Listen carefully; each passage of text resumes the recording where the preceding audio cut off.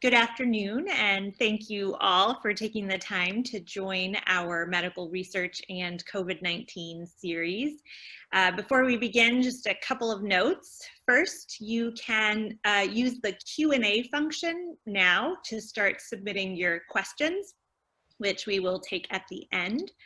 And as a reminder, this briefing is not open to members of the press. So if you have joined us inadvertently, we appreciate the interest, but would ask that you disconnect at this time.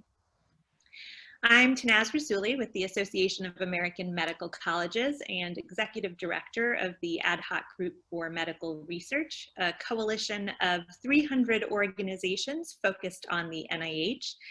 We are pleased to be co-hosting this series with the Coalition for Health Funding, which represents 92 organizations working to strengthen public health investment. As you know, NIH-supported medical research across the country is critical in battling COVID-19 and its wide-ranging effects, including today's topic, the toll that the crisis is taking on mental health. Our organizations partnered on this series to hear from the directors of NIH's individual institutes and centers about how past and future research can inform our response to the pandemic, as well as the impact COVID is having on existing research across the agency's broad portfolio. We have two moderators for today's briefing. Debbie Forrest, who is president of the Act for NIH Foundation and a member of the Ad Hoc Group Steering Committee, will facilitate the Q&A. And to introduce our speaker, I will turn things over to Patricia Kobor, who is Deputy Chief for Scientific Affairs Advocacy at the American Psychological Association and a member of the Coalition for Health Funding Board of Directors. Pat? Thanks so much, Tanaz, and welcome everybody. CHF and the Ad Hoc Group are pleased to welcome Dr. Joshua Gordon, Director of the National Institute of Mental Health, to our second event in this series. At NIMH, which is the lead federal agency for research on mental disorders, Dr. Gordon oversees an extensive research portfolio of basic and clinical research that seeks to transform the understanding and treatment of mental illnesses, paving the way for prevention, recovery, and cure. Dr. Gordon pursued a combined MD, PhD degree at the University of California, San Francisco. Medical school coursework in psychiatry and neuroscience convinced him that the greatest need and greatest promise for biomedical science was in these areas. Dr. Gordon's research focuses on the analysis of neural activity in mice carrying mutations of relevance to psychiatric disease. His lab studied genetic models of these diseases from an integrative neuroscience perspective, focused on understanding how a given disease mutation leads to a behavioral phenotype across multiple levels of analysis. To this end, he employs a range of systems neuroscience techniques, including in vivo imaging, anesthetized and awake behavioral recordings, and optogenetics, which is the use of light to control neural activity. His research has direct relevance to schizophrenia, anxiety disorders, and depression. Dr. Gordon's work has been recognized by several prestigious awards, including the Brain and Behavior Research Foundation NARSAD Young Investigator Award, the Rising Star Award from the International Mental Health Research Organization, the A.E. Bennett Research Award from the Society of Biological Psychiatry, and the Daniel H. Efron Research Award from the American College of Neuropsychopharmacology. With that, I'll turn it over to you, Dr. Gordon, to give an overview of NIMH's current activities. When you're finished with your presentation, Debbie will open it up to the audience for questions. Well, thanks for the introduction. Thanks for the organizers of this event for putting it together, and thank you to all the participants for joining us today. I'm really pleased to be here to talk to you about what has become increasingly an important aspect of the COVID-19 pandemic, and that is the mental health effects. I almost don't need to give you this briefing because you've all been going through it.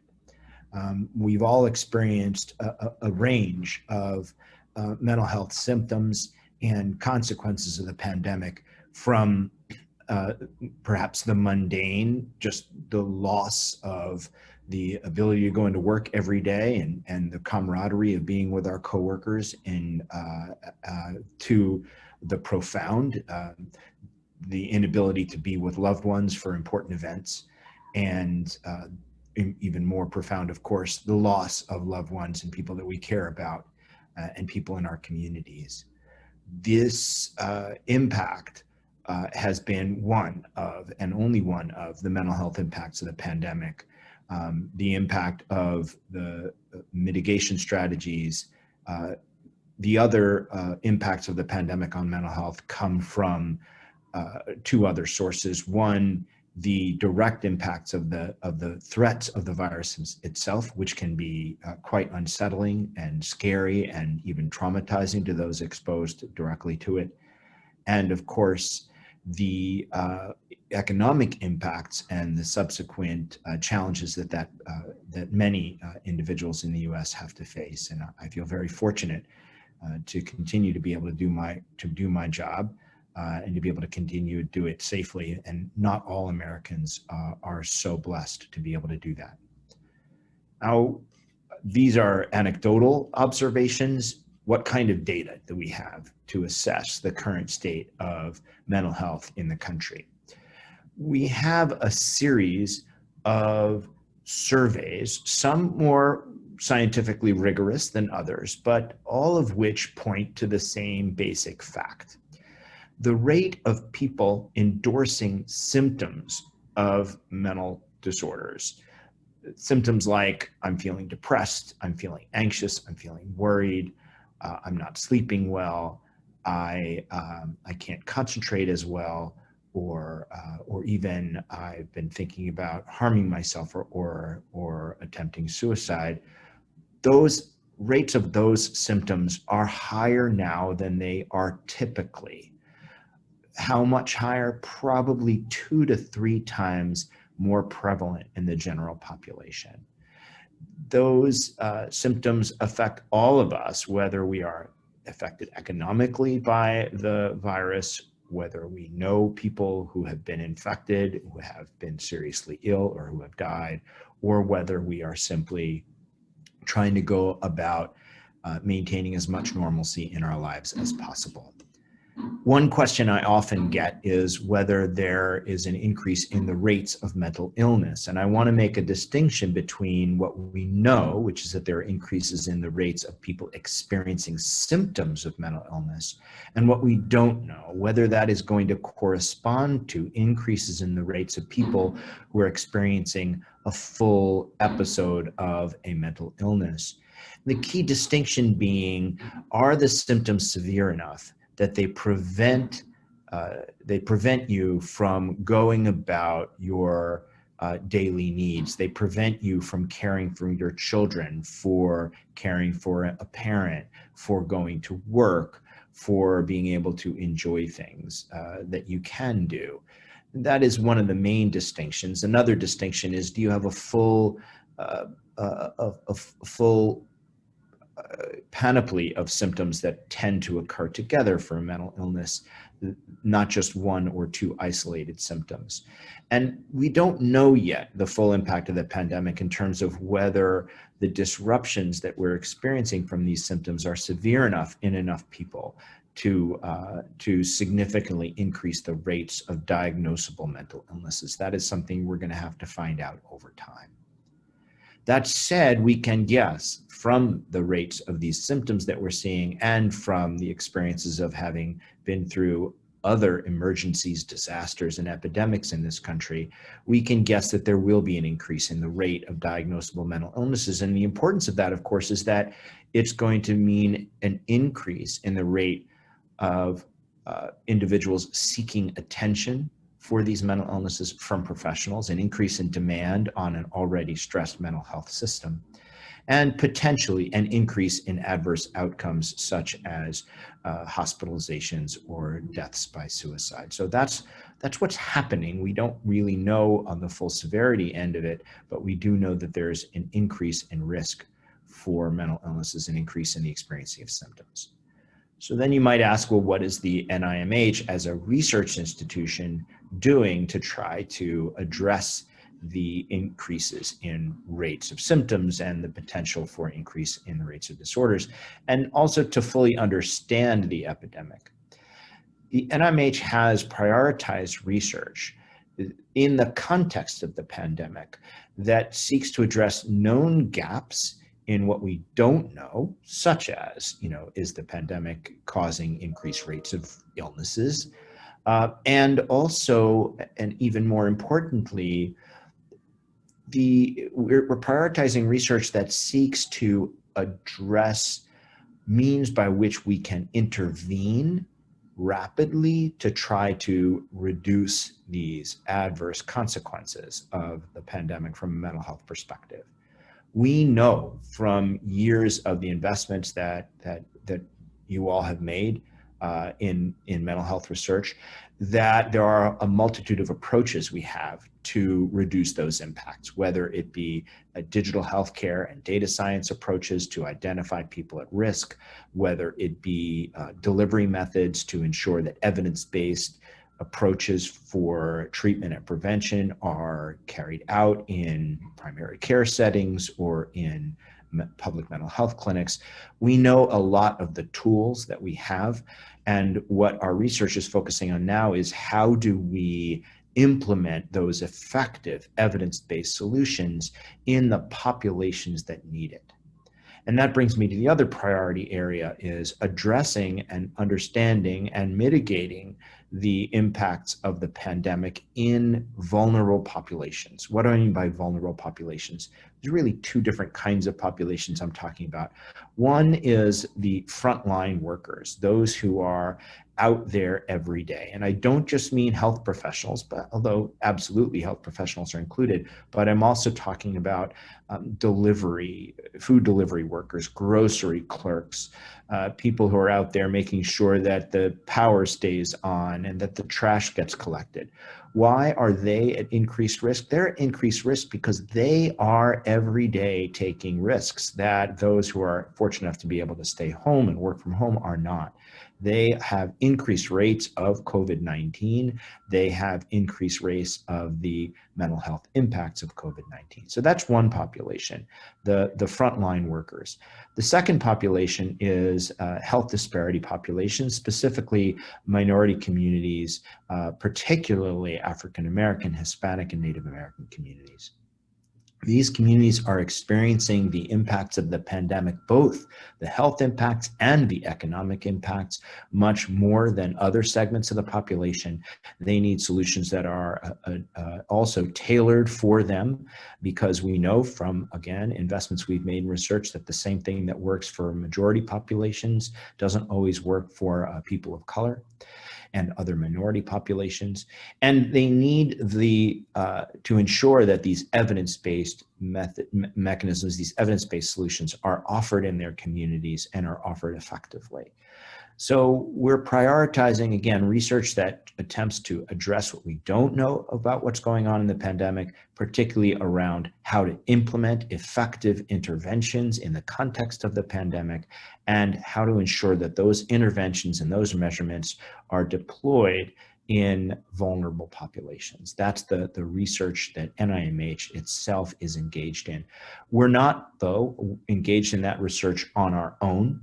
We are working collaboratively with a number of different institutes. Of course, the institutes you might think about first that we often pair with, like the National Institute of Drug Abuse and the National Institute of Alcoholism and Alcohol Abuse. But we're also pairing with the National Institute of Aging and the National Institute of Minority Health and Health Disparities, and the National Institute of Child Health and Human Development, because all of these institutes collectively have, as part of their core mission, understanding the behavioral and social impacts of the pandemic. And that's where our own expertise comes in. I'm happy to answer more specific questions about any of these topics. I just want to mention one other effort that NIMH has been engaged in that's a little bit less about research and a little bit more about helping helping Americans cope. We've been doing our best to message around coping mechanisms, around well-being, around what we know, and around what we don't know, to ensure that the American public has access to the information it needs to be able to shore up its own mental health. That includes, of course, media appearances, but it also includes website resources. It includes working through a public-private partnership, for example, with the National Action Alliance for Suicide Prevention, to message around mental health solutions for the pandemic. And I'm happy to talk about some of those efforts as well. So in summary, this pandemic has significant mental health impact that we need to be concerned about. We don't know the full extent of it, and that's part of the research that we're trying to do, is to understand as the pandemic unfolds the full extent of the behavioral health impacts. But we're also focusing on research that attempts to mitigate those impacts, and on public outreach to ensure that the knowledge that we do have gets to the people who need it. And with that, I'll turn it over to questions.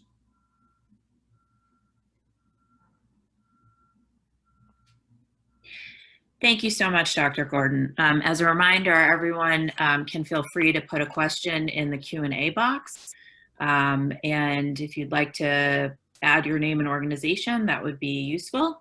I'd like to see what we have. The first question is, based on what you've been talking about, the survey data, which documents the increased rates of endorsement of symptoms of mental illness. Are they publicly accessible, or can they be provided? Yeah, so the data that I'm aware of are publicly accessible. I'm not aware of any private data. So the CDC published a morbidity and mortality weekly report. That's one of the sources I'm citing. There's been a number of other surveys that have been done, and the outcome data, that is the summary data, is all is published for those ones. There are some ongoing studies for which we don't yet have the data, and we're very hopeful that in a form that can be shared. One of them is a study that the NIMH intramural research program is doing. Although it's reaching a number of different segments, two important segments it's reaching are, number one, frontline providers. They're doing survey-based instruments in healthcare workers. And the second one is in patients from the NIH Clinical Center. And that's really important because we have data from them going back months and years before the pandemic, and then we can also compare that with the data from them as the pandemic unfolds.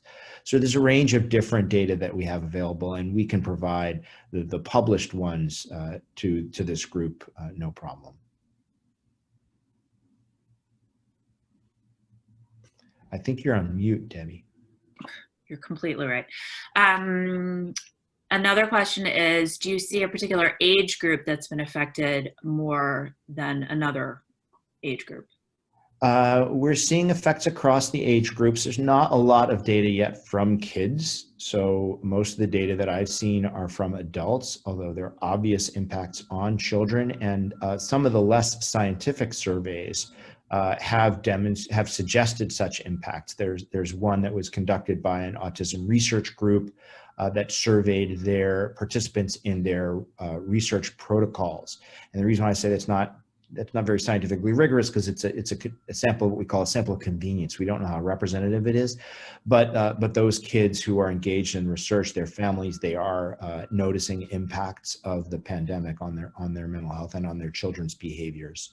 Mm-hmm. So I would say it's the full age range. One interesting thing that the CDC report pointed out is that in those individuals who are responsible for caring for other adults, so, families who are living with elderly at home, caregivers are experiencing worsening symptoms of depression and anxiety as the pandemic goes on. That was one interesting observation that we have to be aware of. And I would imagine that would also be true of parents, although I don't know that the CDC data spoke to that sufficiently to address. But there are certain segments of the population we have to worry about more as the length of the pandemic and its economic and social effects continue. Mm-hmm.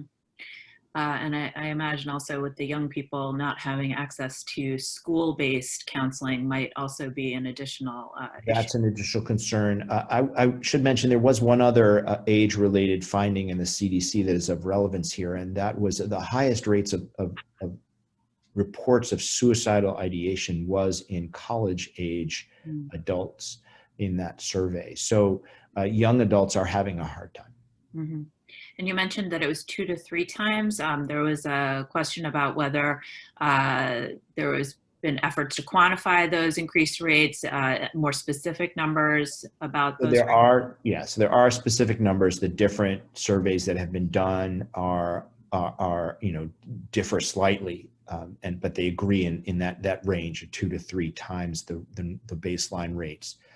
I don't mean to be cagey about it. Partly it's because I could give you the numbers. I've got them written down on a piece of paper, but we'll share what we have with you in writing.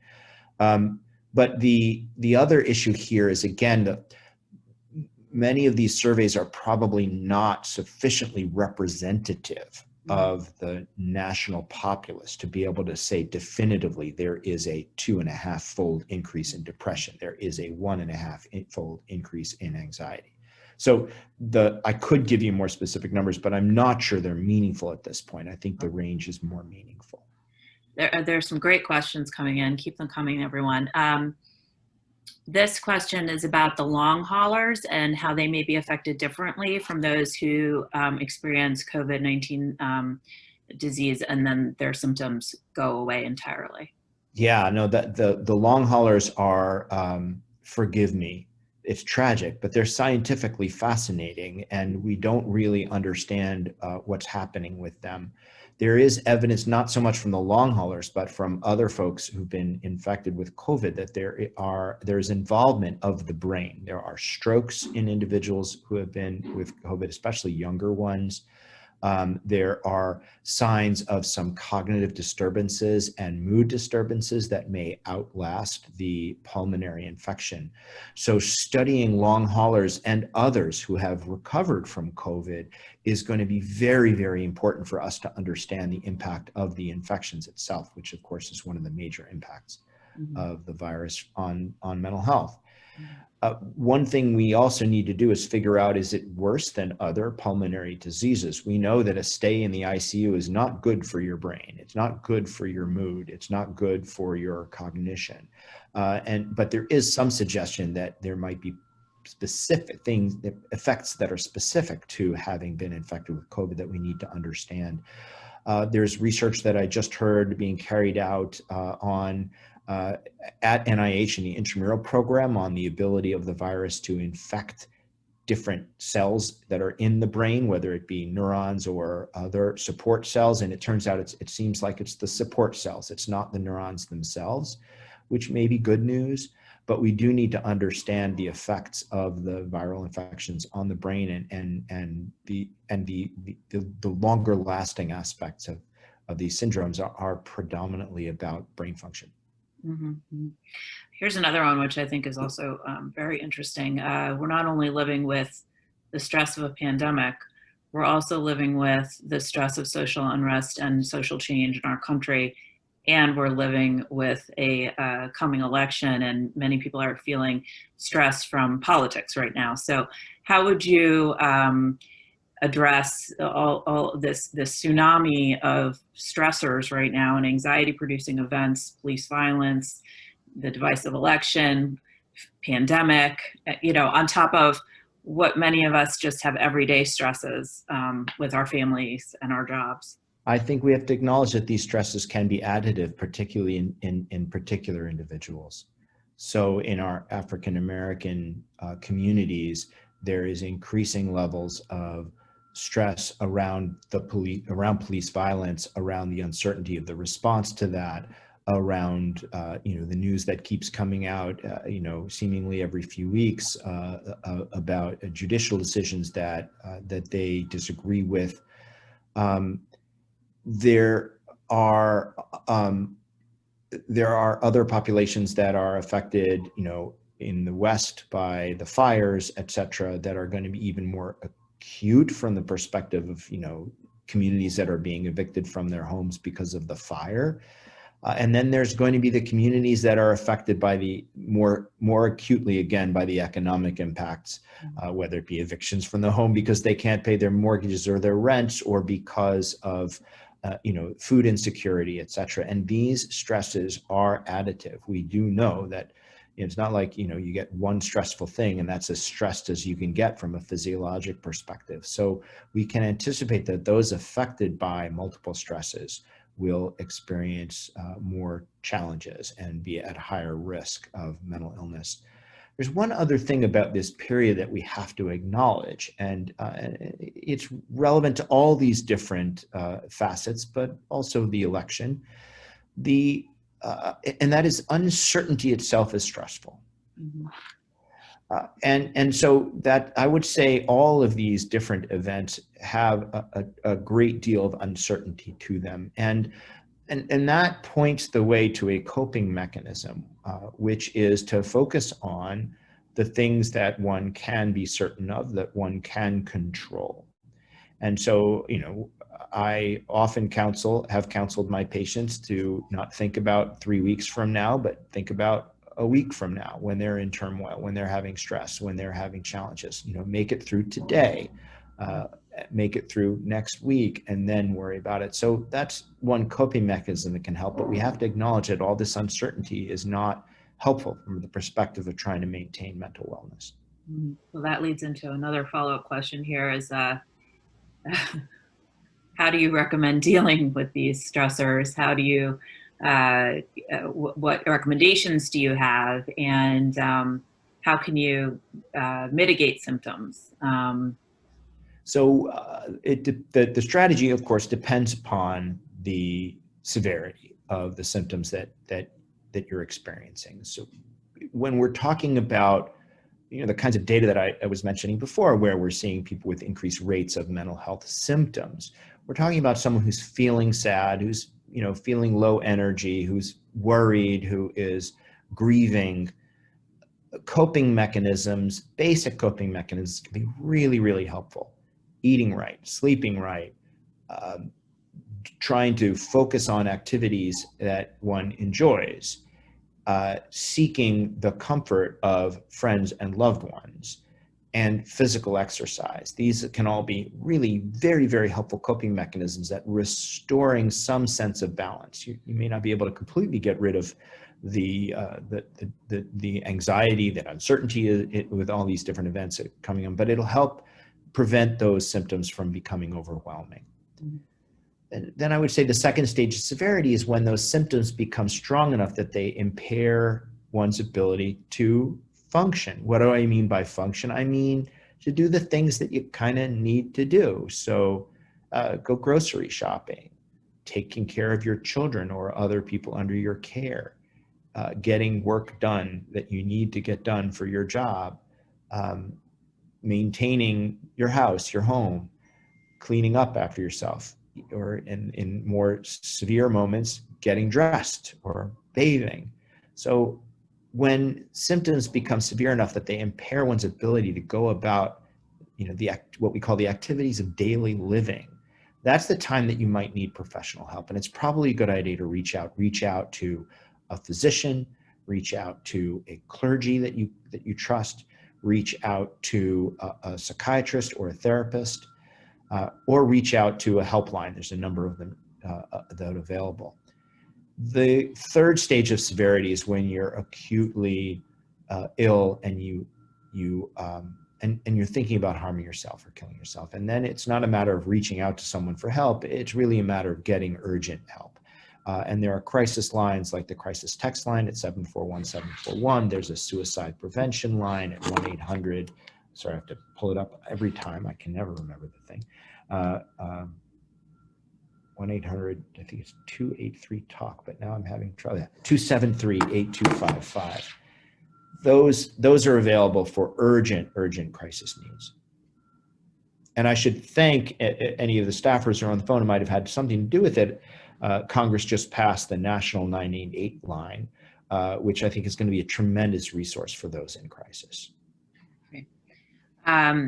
Here's a question, which I'm going to try and link back to what NIH is doing. Why are there not enough mental health clinics and resources available in minority communities where there have been higher rates of impact? And I might link this back to what NIH is doing in terms of their outreach to, and obviously you're working with the other ICs on these, with these communities on these issues. How has your research changed, and maybe you can also talk a little bit more about how some of the initiatives you're doing with Minority Health Disparities Institute. So the direct answer to the question is, of course, more of a societal question than a research question. But there are a number of factors that lead to mental health disparities in minority communities, and only one of them is the accessibility of treatment. I should say that it's not that mental health clinics and resources are available in other communities and not in minority communities. They're hard to get no matter where you live. And there's a dearth of providers, there's a dearth of clinics, et cetera. Of course, if you don't have insurance and if you don't have, a mental health clinic in your community, that's going to be even more significant. The other fact, though, about our mental health clinics and resources is that often they are not able to deliver care in a way that is acceptable to those communities. And that's what has been a pretty large extent of our research, this research that we've been doing over the last couple of decades, is trying to figure out how we reach minority communities with evidence-based therapies. And I'll give you one quick example.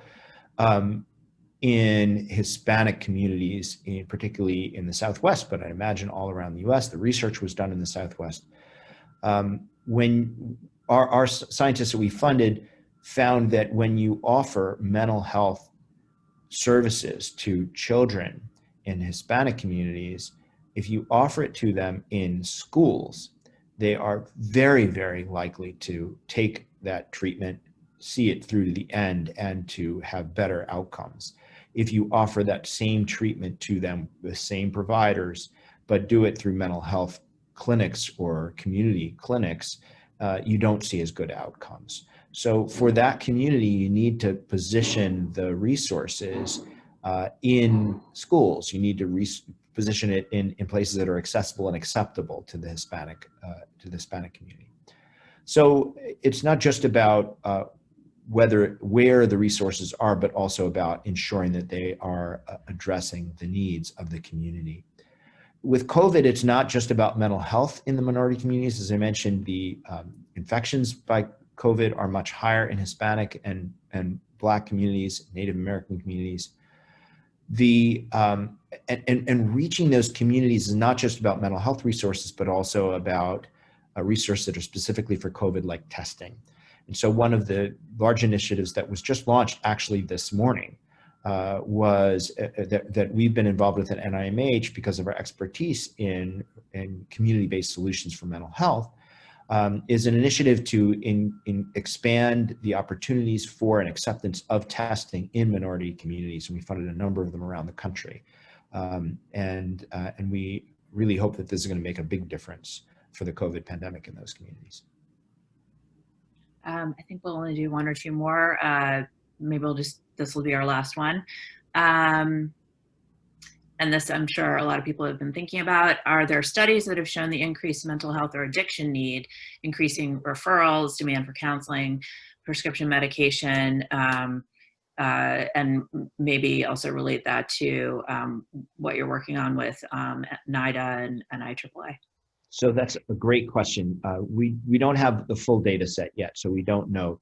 Early on, there was some indications that there were increased prescribing of antidepressants and anti-anxiety agents that came from a few HMOs that monitor that. But we think that was just a blip because people, for many different medications, were increasing their supply at home of medications in case they had to sequester in place, which doctors were telling their patients to do. We are seeing increased demand for these crisis lines, whether it be SAMHSA's distress line or the text line that I mentioned, or the suicide prevention hotline. We're seeing increased demand for those hotlines. but I don't think we know whether there's increased demand yet for mental health services. What I can tell you is that anecdotally is that my colleagues and friends who are in the provider community, their no-show rates have dropped dramatically when they move to telehealth. And so they're seeing more patients. But I don't know how much that demand really is an increase, or just, the patients they are seeing are attending more of their sessions. Thank you so much. I think that's all the time we have. I know you're busy and need to go to your next appointment. We really appreciate your time, and I'm going to turn it back over to Tanaz to close this out. Thanks, Debbie. Yeah, I think we probably could spend all afternoon with you asking questions, but we do want to give you a little bit of a breather before your next meeting. So thank you to you and to your team, Dr. Gordon, both for joining us and for all of the work that you do every day. If there are any questions that we didn't get through in the queue that you are interested, we're always happy to connect you with the right folks at NIMH. So please feel free to share those with us and follow up with us, and we'll get them to in the right hands. Well, if we could get that the Q&A queue sent over to Phyllis, we'll do our best to answer the ones that make most sense to answer for you. Great, thank you. I want to thank you and Pat and Debbie and every one of the participants for coming. I really appreciate the interest in mental health. It's obviously important and super important that we do this as best we can in the context of the current pandemic.